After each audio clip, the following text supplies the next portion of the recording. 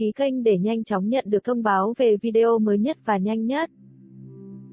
Triệu Lệ Dĩnh và Địch Lệ Nhiệt Ba đều là hai nữ diễn viên nổi tiếng của phim truyền hình Trung Quốc, mức độ nổi tiếng cao khiến họ thường xuyên được tìm kiếm trên Weibo. Mới đây, công ty giải trí Powerstar đã công bố danh sách chỉ số sức ảnh hưởng trên mạng xã hội của các sao Hoa ngữ năm 2020, được tổng hợp kết quả từ 44 tuần trong năm 2020.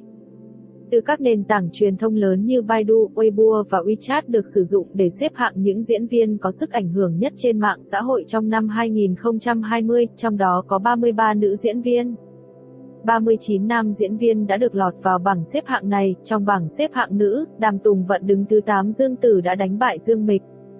Và nữ hoàng có sức ảnh hưởng trên mạng xã hội nhất năm 2020 chính là ai? Trong bảng xếp hạng của nam, Thành Nghị chỉ đứng thứ 10, Nhậm Gia Luân đứng thứ 4. Và quán quân thực sự của bảng xếp hạng nam là ai? Giờ cùng điểm qua top 10 sao nam, nữ có sức ảnh hưởng trên mạng xã hội nhất năm 2020 gồm có những ai nào? Đầu tiên là top 10 sao nữ. Ở vị trí thứ 10 là Tống Thiến với chỉ số 91,98 điểm. Diễn xuất của Tống Thiến năm 2020 trong Trạm Kế Tiếp là Hạnh Phúc đã được khẳng định trong suốt thời gian phát sóng. Rating của bộ phim đều rất cao, đây được xem là một trong những phim truyền hình hot nhất năm 2020, vì vậy Tống Thiến là cái tên thường xuyên được tìm kiếm trên mạng xã hội. Và nó cũng phần nào thể hiện khả năng diễn xuất của cô ấy đã được công nhận, đó cũng là động lực giúp cô ấy vững chắc hơn trên con đường diễn viên của mình. Đây là tác phẩm tiêu biểu mạnh mẽ nhất giúp cô ấy có thể chuyển mình thành công từ ca sĩ thần tượng thành một diễn viên. Với 92,25 điểm, Lý Thấm người đẹp được mọi người yêu thích ở vị trí thứ 9. Lý Thấm không được coi là diễn viên có lưu lượng cao trong số các nữ diễn viên sau 90, so với mức độ nổi tiếng của Địch Lệ Nhiệt Ba, thì lượng khán giả của Lý Thấm thực sự không được nhiều cho lắm. Năm 2020, với hai bộ phim truyền hình được phát sóng là Cẩm Tú Nam Ca và Lăng Điện Hạ, cả hai phim này Lý Thấm đều nhận được đánh giá tích cực về kỹ năng diễn xuất. Diễn xuất của Lý Thấm và Lý Thấm khóc cũng đã được tìm kiếm rất nhiều trên Weibo. Trước đó Lý Thấm cũng đã giành được giải thưởng nữ diễn viên xuất sắc hạng mục phim chiếu mạng của phim truyền hình Trung Quốc năm 2020. Đàm Tùng Vận đứng ở vị trí thứ 8 với 92,26 điểm. Trong suốt năm 2020, Đàm Tùng Vận đã phát sóng 4 bộ phim truyền hình là Cẩm Y Chi Hạ, Dân Sơ Kỳ Nhân Truyện, Lấy Danh Nghĩa Người Nhà và Phố Ma Dương Thân Yêu. Trải dài từ đầu năm đến cuối năm đều là phim của Đàm Tùng Vận, khiến cho danh tiếng của cô ấy tăng vọt. Trên thực tế, 2-3 năm trước Đàm Tùng Vận thường đóng các phim ngốc bạch ngọt.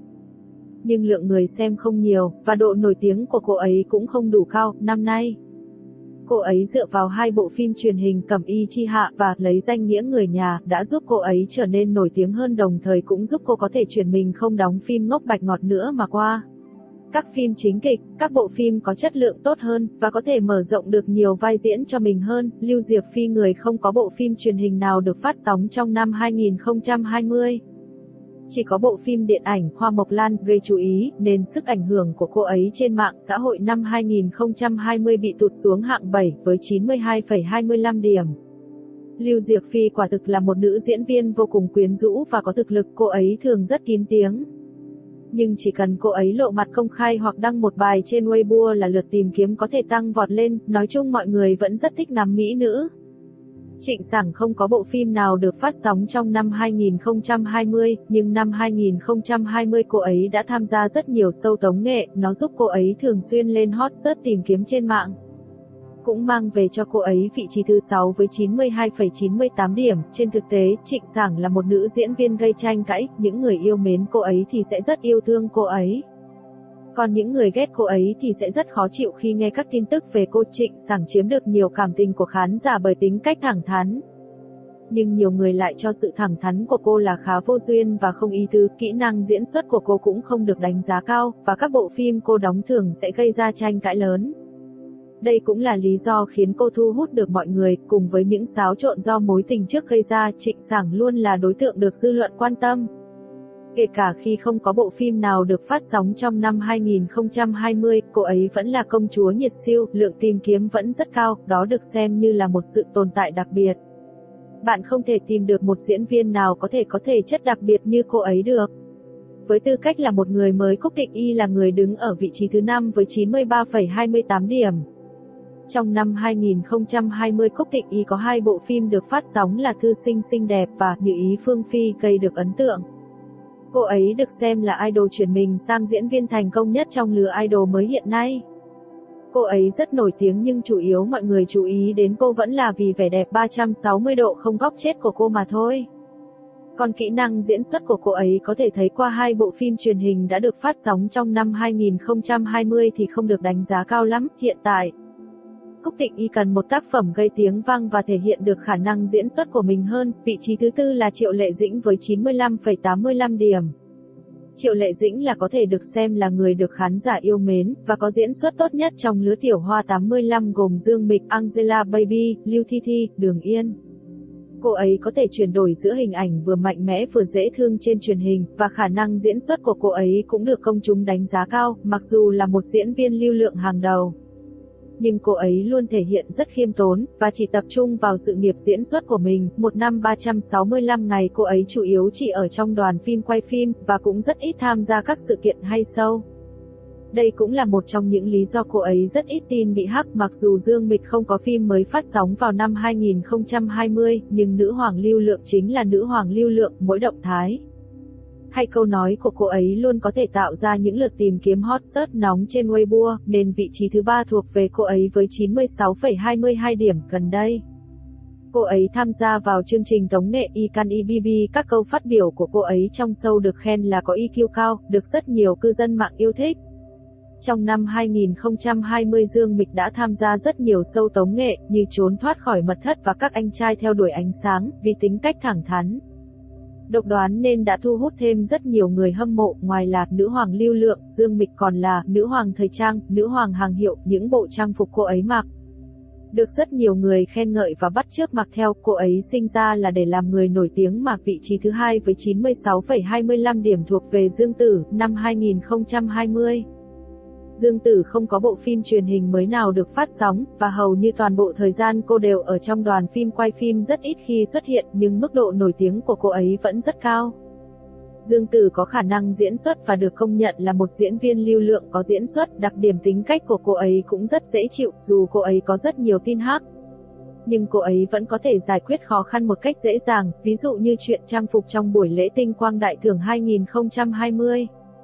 Dương Tử không ngần ngại khoác trên người bộ lễ phục màu đỏ có họa tiết hoa lớn cùng với tay áo phông. Trang phục của cô đã trở thành đề tài chế giễu của cư dân mạng.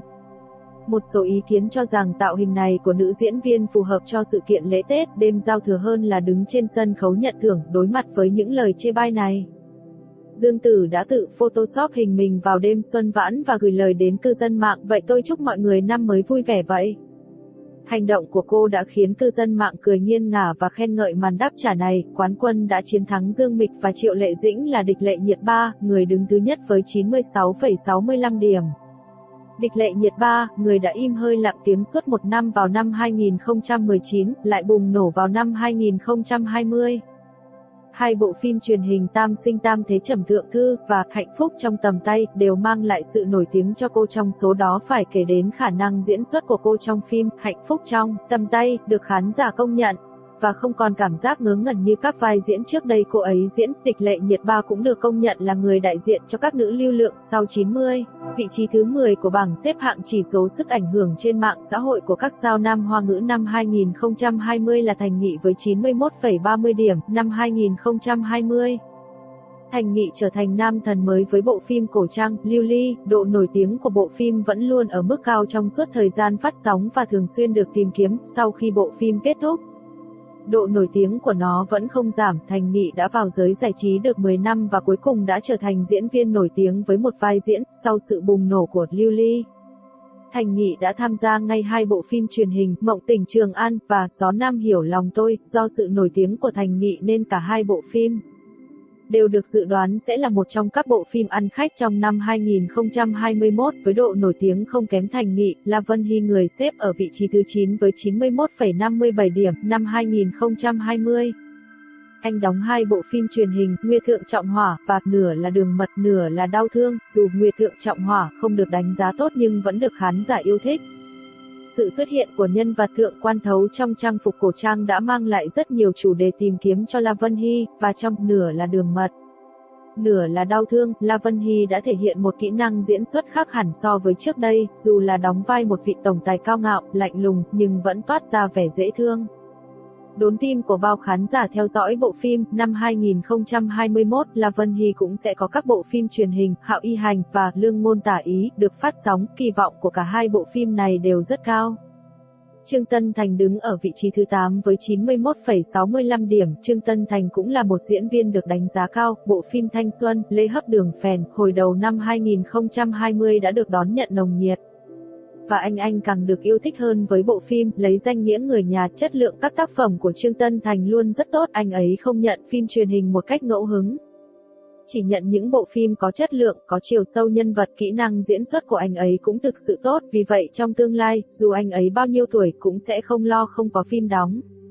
Lý Dịch Phong một lần nữa bùng nổ với Bí Mật Vĩ Đại trong năm 2020, giành được vị trí thứ 7 với 92,87 điểm. 2 năm trở lại đây, anh từ giã ngôi vị nam thần lưu lượng hàng đầu và chuyển sang đóng các bộ phim điện ảnh, truyền hình chính kịch.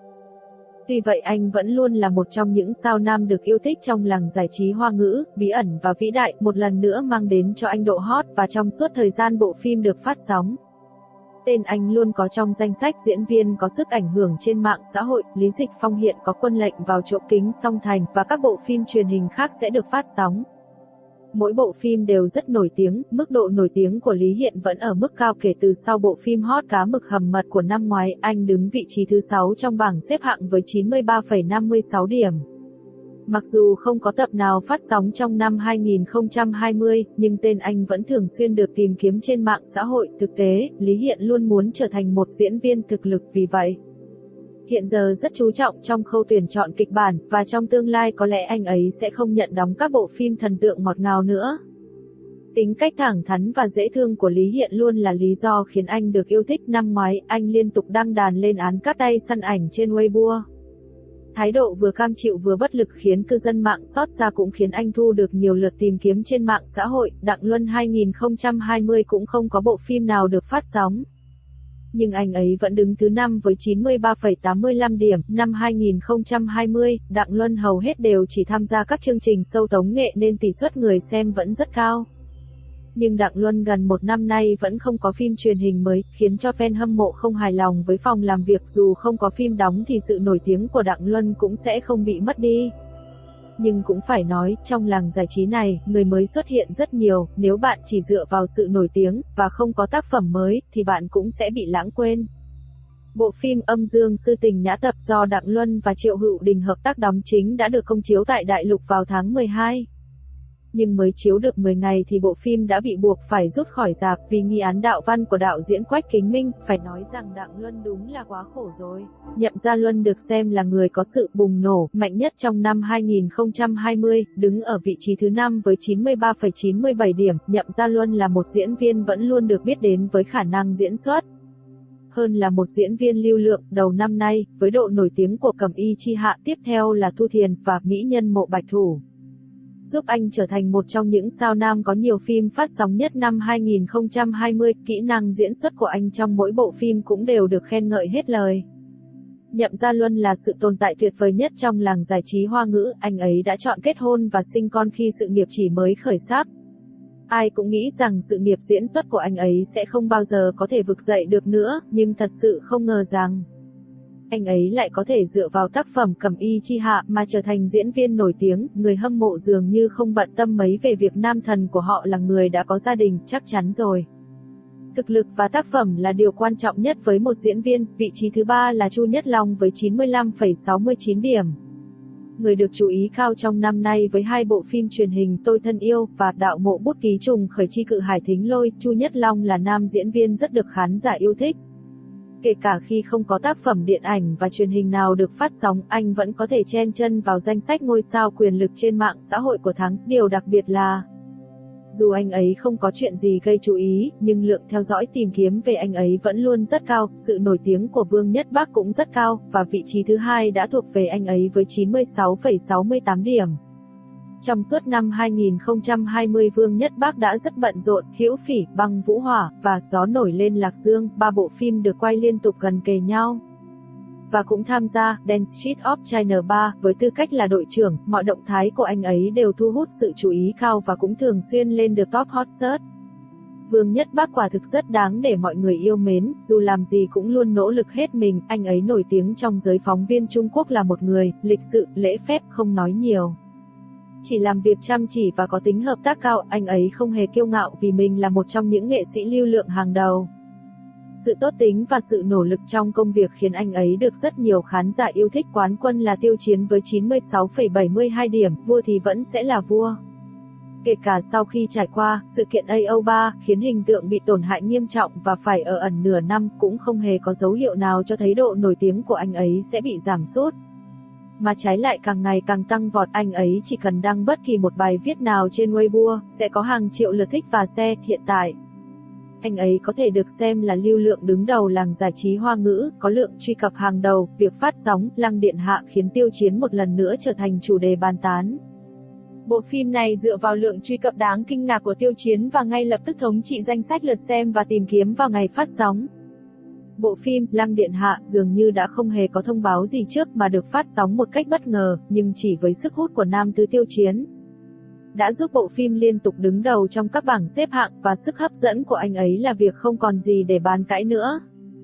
Bạn thấy thế nào về bảng xếp hạng top 10 nam nữ có sức ảnh hưởng trên mạng xã hội của các sao Hoa ngữ trong năm 2020? Trong đây có nam thần, nữ thần của bạn chứ? Hãy cùng chia sẻ với mọi người nào.